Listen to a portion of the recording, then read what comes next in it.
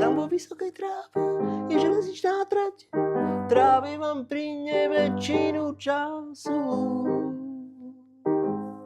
Čakám, že pôjde tadia vlak. Otec mi vravel, pamätám sa dobre, že chodíval tadia veľmi často.